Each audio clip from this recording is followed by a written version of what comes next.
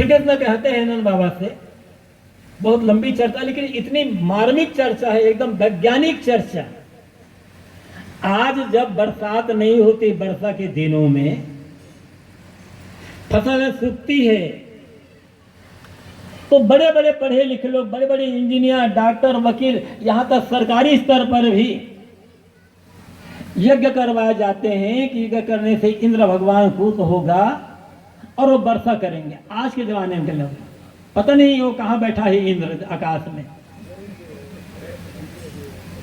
बड़े बड़े डिग्री धारी, बड़े बड़े पता नहीं क्या क्या लोग इंद्र को खुद करने के लिए वर्षा करते हैं।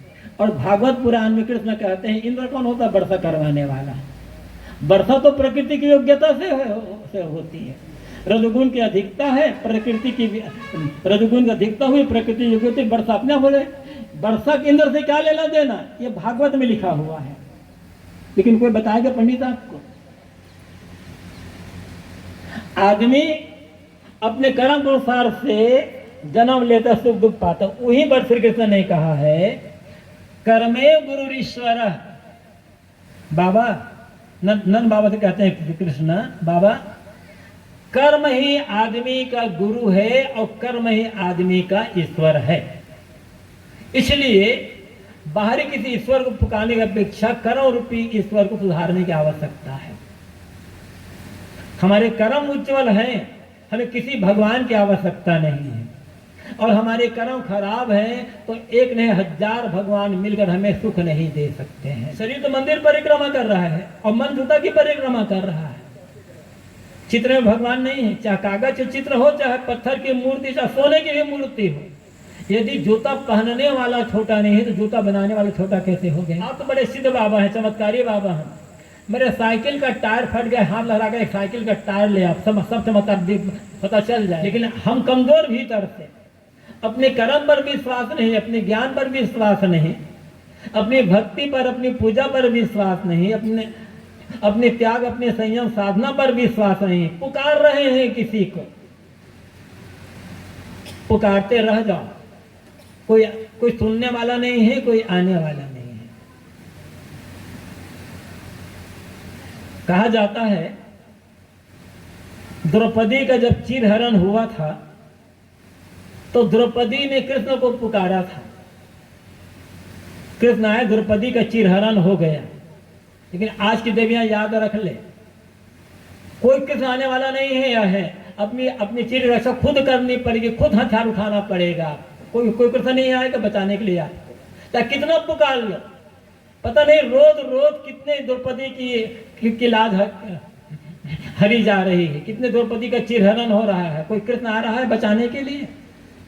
कृष्ण का गुण गाने से कुछ नहीं होने वाला है। गाते रहो कृष्ण का गुण, गाते हो अच्छी बात है, लेकिन कोई कृष्ण सुनने वाला नहीं है आपकी बात। स्वयं अपनी रक्षा खुद करनी पड़ेगी। यदि आप अपने साथ हैं, यदि हम अपने साथ हैं तो हमें किसी की आवश्यकता नहीं है। और जो अपने साथ नहीं है उसके साथ कोई देने वाला नहीं है। अपने साथ मतलब अपना प्रारब्ध, अपना कर्म, अपना ज्ञान, अपनी साधना, बस। कहां पुकारना है? तो हमारे कर्म यदि सही है तो सब बढ़िया हो जाएगा। हाँ, आज वर्तमान में सावधानी पूर्वक काम करने की आवश्यकता हमको है। भाग्य कैसा है पता नहीं है, लेकिन आज हम कोई गलत काम ना करें, गलत चीज ना खाएं पिए, बस इतनी सावधानी रखें। साहब कहते हैं हो ही नहीं शंक, निसंदेह हो जाओ। सारी शंकाओं को अपने मन से निकाल कर बाहर करो। शंकाएं तो बहुत है। यदि किसी प्रकार का संदेह है मन में तो आप प्रसन्नता और आनंद के साथ जीवन जी नहीं सकते हो। संदेह आपको कमजोर करता ही रहेगा। संदेह आपके पैर को खींचता ही रहेगा। काम कर रहे हो, दुकान कर रहे हो, व्यापार कर रहे हो, अब बराबर संदेह कर रहे हो, पता नहीं व्यापार सफल होगा कि नहीं होगा, निश्चित नहीं होगा। याद रखो, ये सोचो क्या सफल होगा, और लोग सफल होते हैं तो क्यों है, तो मैं क्यों सफल नहीं होगा, ऐसा आत्मविश्वास रखो। दुख दुखी है मन में, और मन में दुख दुखी है तो काम में तो बराबर मन लगेगा नहीं, काम बराबर पूरा होगा नहीं। आपकी दुगदुगी, आपका मन संदेह, आपके पैर खींचते रहेंगे पीछे। कहाँ से व्यापार सफल होगा, दुकान क्या सफल होगा, किसी क्षेत्र में सफलता कहाँ मिलेगी, उन्नति कैसे होगी आप? मैं आगे बढ़ सकता हूं, मुझ में पूरा बल है, कोई मुझे नहीं रोक सकता। ऐसा आत्मविश्वास जब तक नहीं होगा तब तक आप कभी किसी क्षेत्र में आगे नहीं बढ़ सकते हो। सदगुरु कबीर को देखो, कौन थे उनके साथ? पढ़ाई लिखाई की क्या सुविधा मिली? कहा नहीं जा सकता। पालन पोषण कहां हुआ? गरीब जुलाहे दंपत्ति के यहां, एकदम गरीबी में पालन पोषण हुआ। समाज ने क्या साथ दिया? समाज ने भी कोई साथ नहीं दिया, तो विरोध में पड़ गए। मुल्ला मौलवी पंडित पादरी सब के सब विरोध में पड़ गए, अकेले।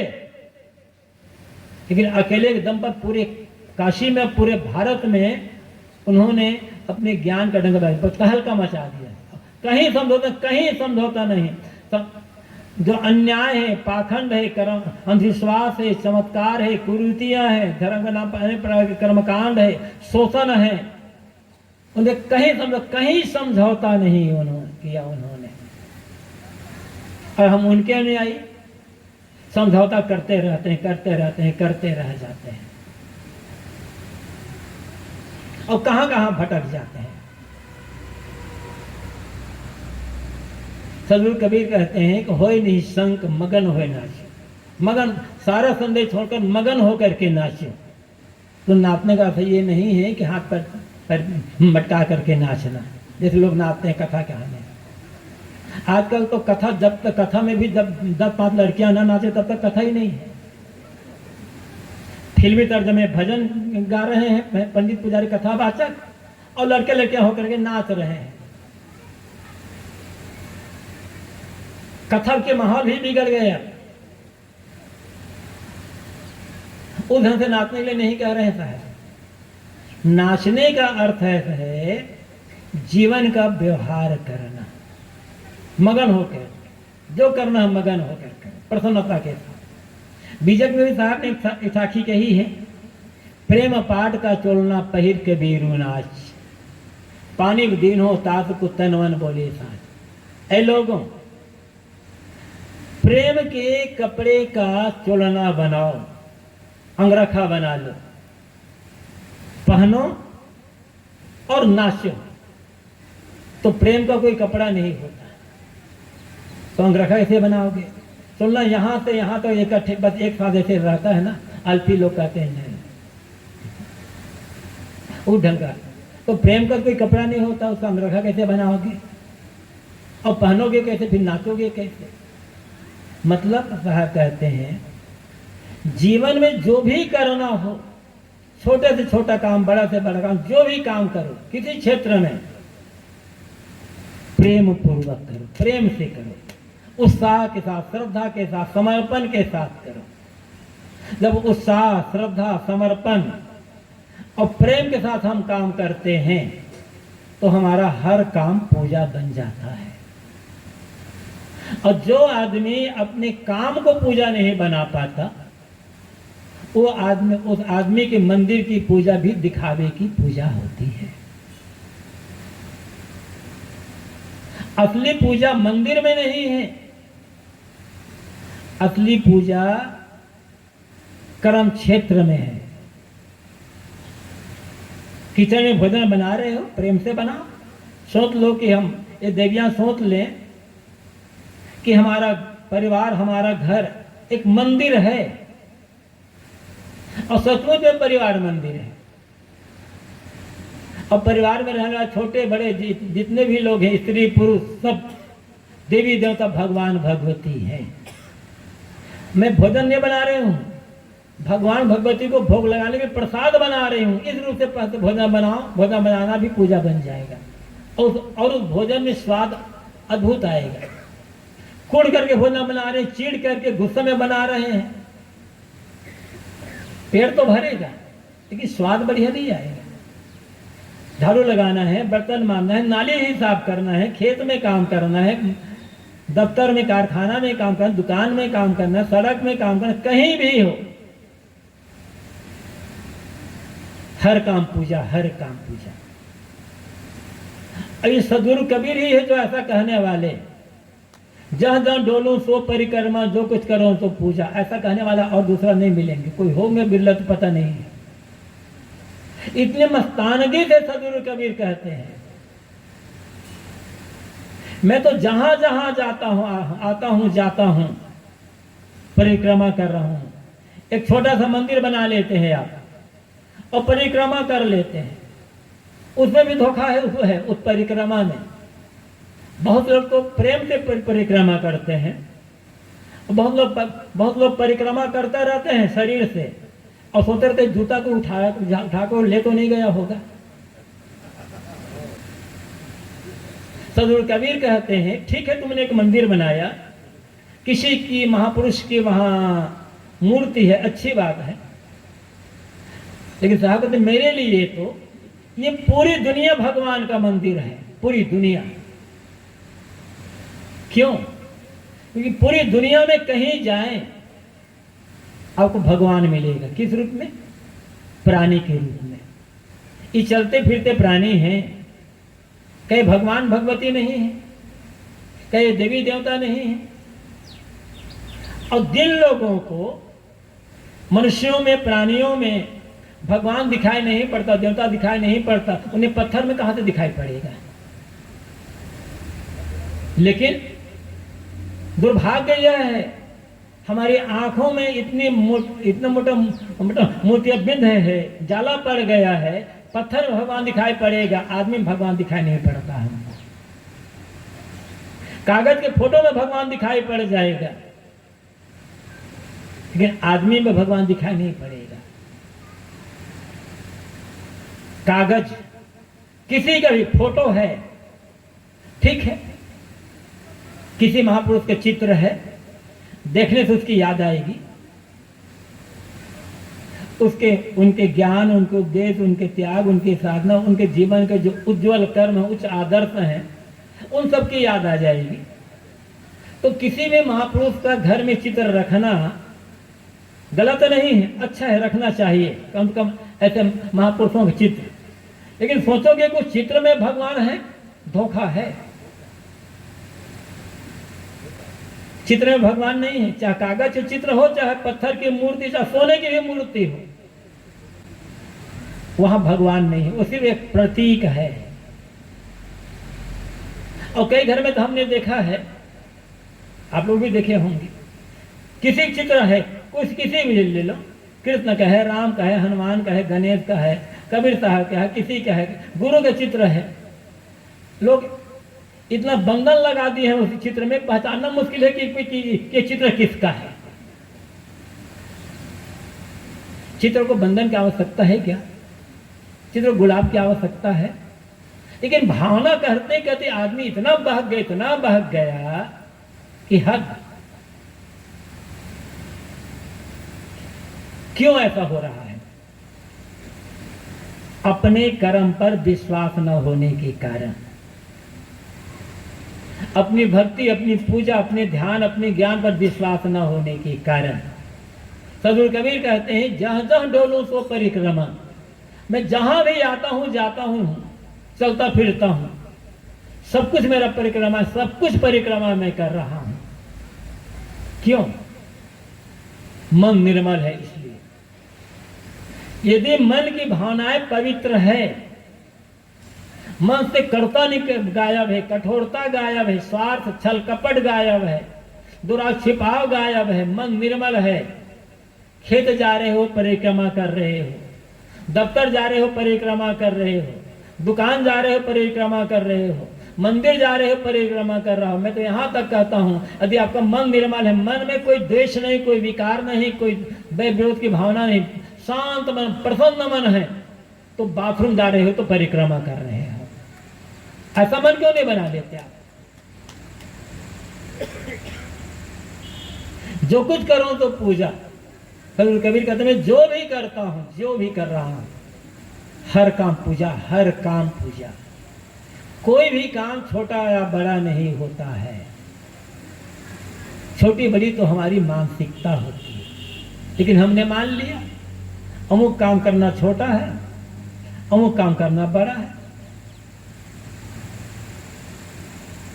तो ऐसा करते करते आज आप सब देख रहे हो आजकल आज की स्थिति कैसे हो गई है। आज तो लोगों को काम करना मुश्किल हो रहा है। किसानों को तो आज मजदूर नहीं मिल रहे हैं, सब भागे जा रहे हैं।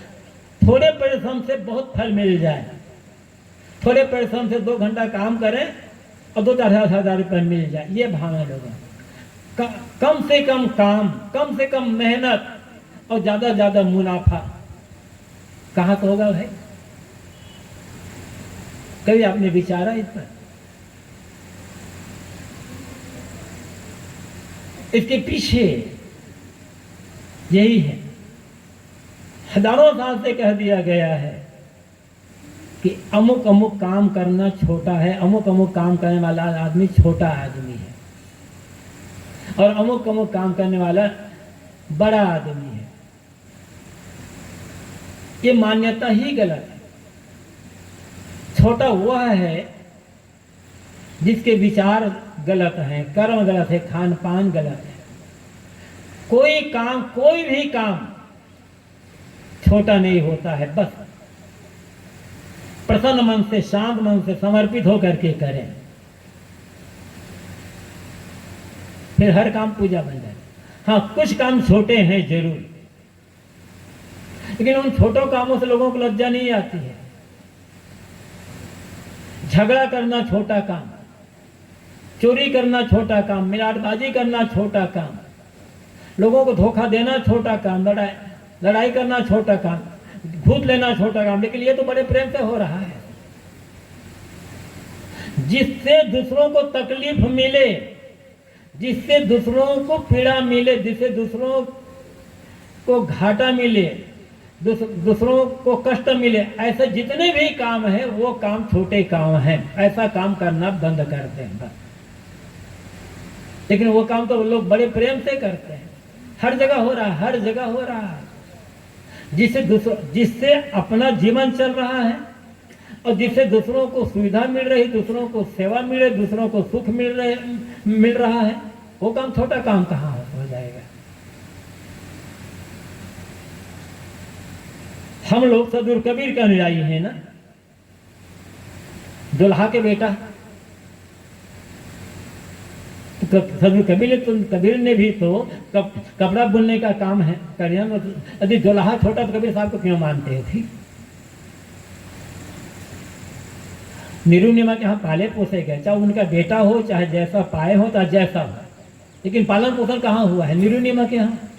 निरुनिमा कौन थे? दुल्हा, गरीब, दलित, और दुल्हा माना जाता है छोटा। तो कबीर साहब भी तो छोटे हो गए, फिर उनको गुरु क्यों मानते? गुरु मानकर पूजा क्यों करते हो? सदगुरु कबीर के अनुयायी, सदगुरु कबीर के गुरु भाई संत रविदास जूता बनाने का काम करते हैं। छोटे हो?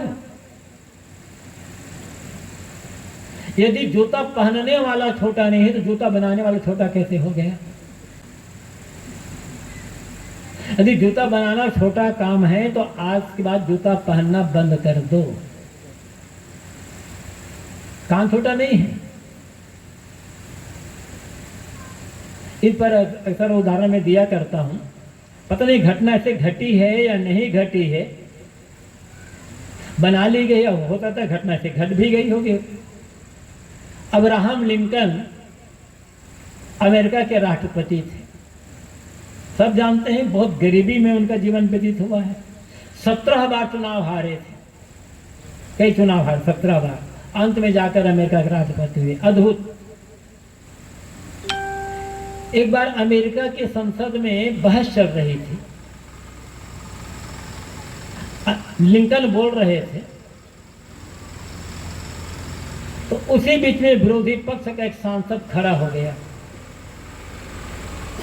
और उसने लिंकन को टोकते हुए कहा, लिंकन, आज तुम अमेरिका के राष्ट्रपति बहुत बड़ी बड़ी बातें कर रहे हो, भूल गए तुम्हारे पिता जूता बनाने का काम करते थे।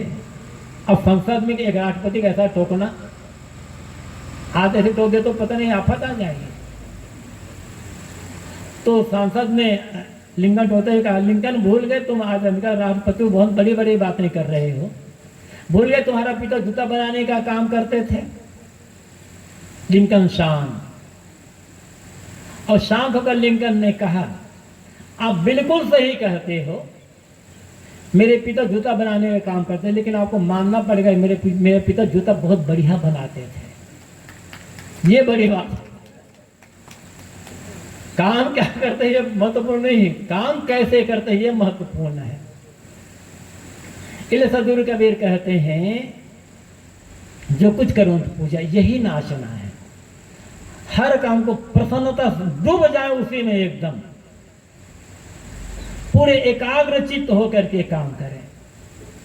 देखें सफलता कैसे नहीं मिली, काम बहुत बढ़िया होगा, और कम से कम अपने मन में खुशी तो रहेगी ना, इस काम को जैसा करना चाहिए था मैंने वैसा ही किया, कोई पश्चाताप नहीं। किसी भी काम को करने पश्चात पश्चाताप नहीं होना चाहिए। पश्चाताप कब होगा? जब अधूरे मन से करेंगे, बेमन से उब करके करेंगे, तब पश्चाताप होगा। और जब डूब कर करेंगे तब कोई पश्चाताप नहीं होगा। जब सो तो करो दंडवत भाव मिटाऊं दूजा। साहब कहते हैं, जब मैं सो जाता हूं दंडवत करता हूं, अलग से दंडवत करने की आवश्यकता नहीं है। क्यों? भाव मिटाऊं दूजा, मेरे मन से दूजा भाव मिट गया। द्वैत का भाव, विरोध का भाव, क्रोध का भाव, ईर्ष्या घृणा का भाव, लोभ लालच का भाव, स्वार्थ अहंकार का भाव मेरे मन में है ही नहीं। दूजा भाव है ही नहीं। किसी को मैं पराया नहीं मानता, सब मेरे अपने हैं। तो किसके साथ गलत व्यवहार?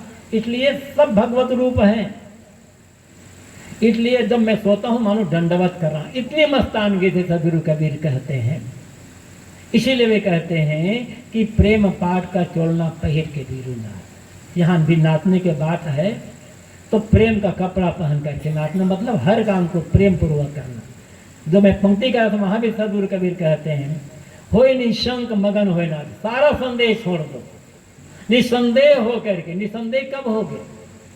जब सच्चा ज्ञान होगा, तब सच्चा ज्ञान होगा और उस ज्ञान के अनुसार से जीवन का आचरण होगा, तब संदेह दूर होगा और तब भय होगा, तब मन निसंदेह होगा और निर्भय होगा। और सच्चा ज्ञान कौन ज्ञान है? हर आदमी अपने ज्ञान को सच्चा मानता है, कोई थोड़ी समझता है कि मेरा ज्ञान झूठा है। हर आदमी मानता है कि मेरा ज्ञान तो सच्चा है, अपने ज्ञान को झूठा कोई नहीं मानता। लेकिन सच्चा ज्ञान कौन? उसकी कसौटी क्या है? हमें अपने ज्ञान के लिए बेसात दुहाई देने की जरूरत नहीं है। कबीर साहब की भी दुहाई मत दो, किसी महापुरुष की भी दुहाई मत दो। तो कसौटी क्या थी? जो ज्ञान प्रकृति की कारण कार्य व्यवस्था के अनुकूल हो, विश्व के शाश्वत नियमों के अनुकूल हो, तत्वों के गुणधर्मों के अनुकूल हो और विवेकपूर्ण हो, न्यायपूर्ण, ऐसा ज्ञान ही सच्चा ज्ञान होता है। वो कहीं से मिले। और ऐसा जो सच्चा ज्ञान होता है उसमें चमत्कार नहीं होता। चमत्कार का अर्थ है धोखाधड़ी, चमत्कार का है छल कपट, चमत्कार का अर्थ है फरेब। चमत्कार नाम की कोई चीज ही नहीं होती है। कहीं कोई दिखा रहा चमत्कार, मतलब कहीं ना कहीं चालबाजी है। आजकल तो हाथ की सफाई, वस्तु की सफाई, बात की सफाई और रासायनिक द्रव्यों के मिश्रण से लोग पता नहीं कैसे कैसे क्या चमत्कार दिखलाते हैं। हम समझ नहीं पाते, बस एक से एक चमत्कार, एक से एक चमत्कार। और बड़े बड़े लोग, बाबा लोग पता नहीं क्या क्या चमत्कार करते हैं। अक्सर मैं कहता हूं, कई बाबा आएंगे हाथ लहरा देंगे, मिठाई आ गई, घड़ी आ गई, सोने की चेन आ गई, पता नहीं क्या क्या आ जाती है। आकाश में हाथ लहरा दिए, तमाम चीजें ले आए, कहते हैं हमारे पास ये सिद्धि है, हम है वो सिद्धि है, हमने अमुक देवता को सिद्ध किया है, अमुक देवी को सिद्ध किया है, अमुक को सिद्ध कर लिया है, उन्होंने हमें वरदान दिया है, इसलिए हम चमत्कार दिखलाते हैं। ऐसे चमत्कार हाथ लहराकर घड़ी लाने वाले, मिठाई लाने वाले, सोने की चेन लाने वाले, कोई और चीज लेने वाले जो चमत्कारी बाबा है, उनसे आप केवल एक बात कहो, चाहे वो कहीं के बाबा हो और कोई बाबा हो, उनसे एक बात कहिए, महाराज मैं बहुत गरीब आदमी हूं, ये घड़ी लेकर के मैं क्या करूंगा, ये सोने की चेन लेकर के क्या करूंगा, मैं तो मजदूर आदमी क्या करूंगा, मिठाई तो खा लूंगा खत्म हो जाएगा। महाराज मैं बहुत गरीब आदमी हूं, महाराज आप तो बड़े सिद्ध बाबा हैं, चमत्कारी बाबा हैं, मेरे साइकिल का टायर फट गया, हाथ लगा कर एक साइकिल का टायर ले आप, सब चमत्कार पता चल जाएगा। कहाँ लगा साइकिल का टायर, आकाश से हाथ लगा करके।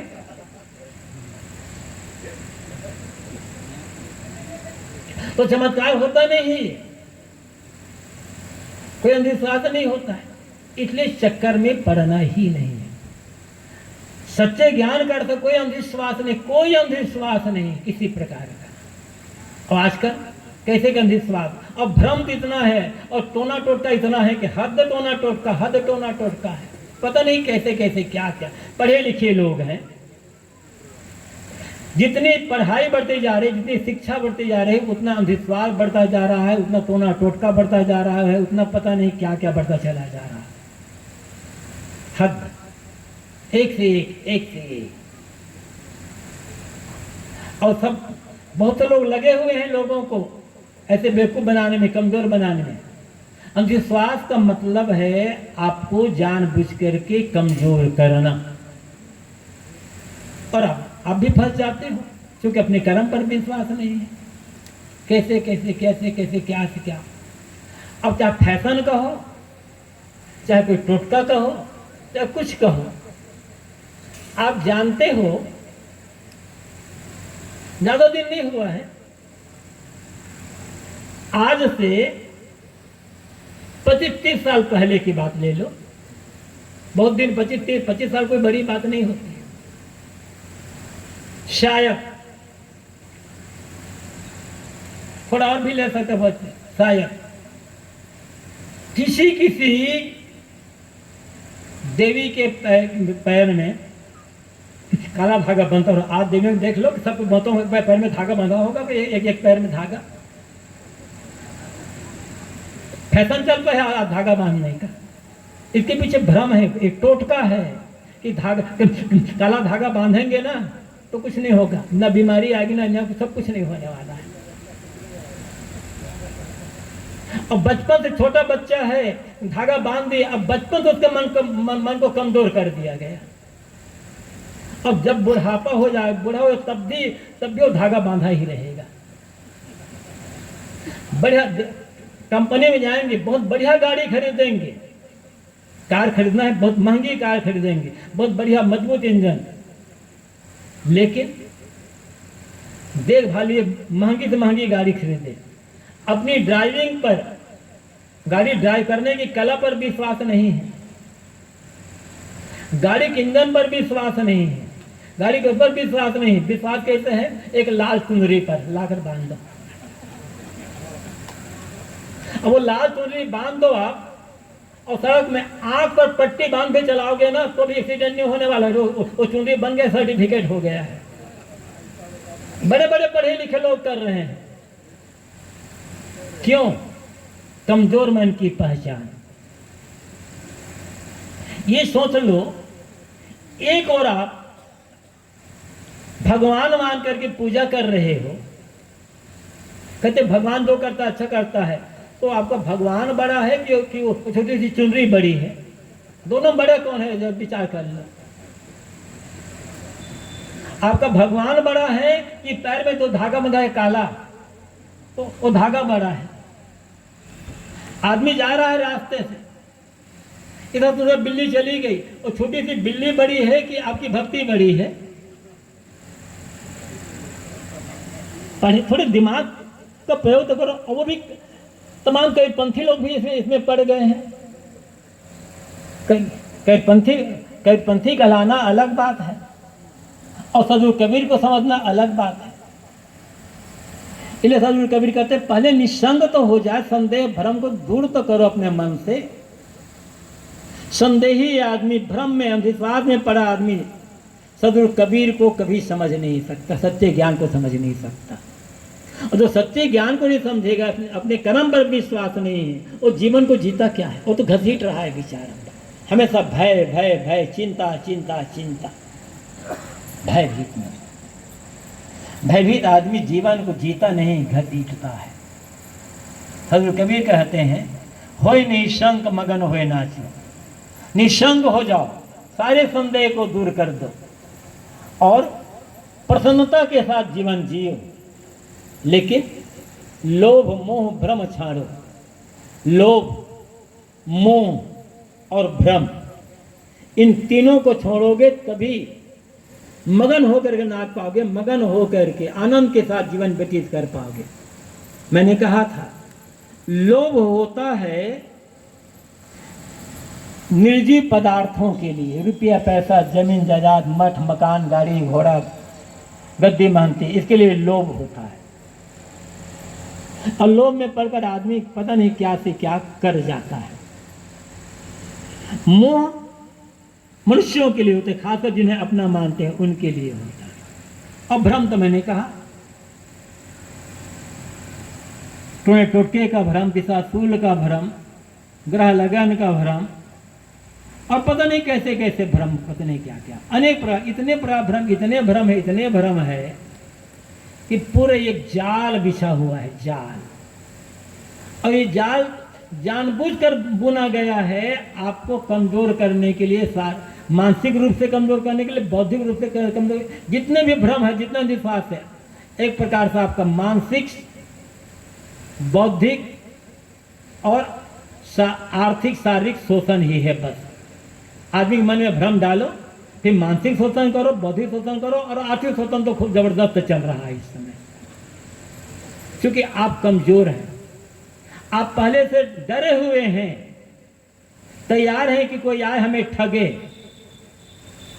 क्योंकि अपने कर्म पर, अपनी भक्ति पर, अपने गुरु पर विश्वास नहीं, अपने ज्ञान पर विश्वास नहीं है आपको, तो ठगने वाले तो मिलेंगे।